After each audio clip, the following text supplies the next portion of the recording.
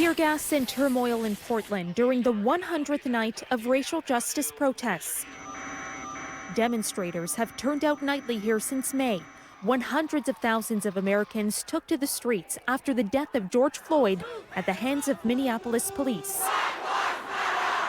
But months of demonstrations have led to outbreaks of street violence that is becoming a major theme in the final weeks of the 2020 presidential race. Portland thrust into a charged political climate. The reality of America today is what we have seen over generations and frankly since our inception, which is we do have two systems of justice in America. The city now a centerpiece of Donald Trump's law and order campaign for re-election. But a new report is presenting a stark contrast to Trump's rhetoric on the unrest, finding a majority of Black Lives Matter protests have been peaceful.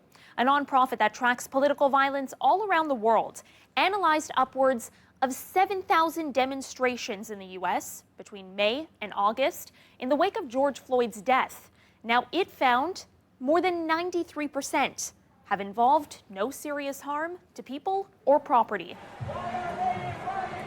Rochester, the latest flashpoint in this summer of strife because of outrage over disturbing body cam footage showing Daniel Prude pinned face down on the pavement, naked, handcuffed, and with a bag over his head. We will not have the opportunity to save Mr. Prude.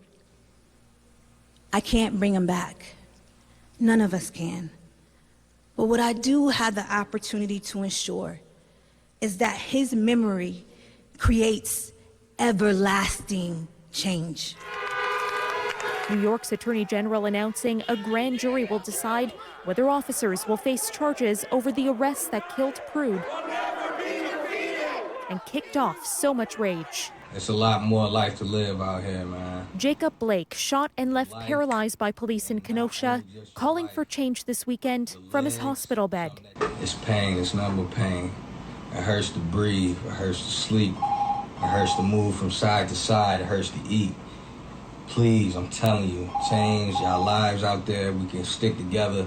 Supporters of Trump also gathering in several U.S. cities this weekend. In some places, decorating their vehicles with photos of Trump and American flags, and in others, facing off with counter-demonstrators as the summer ends the same way it began, with protests. For City News, I'm Caryn Ceolin.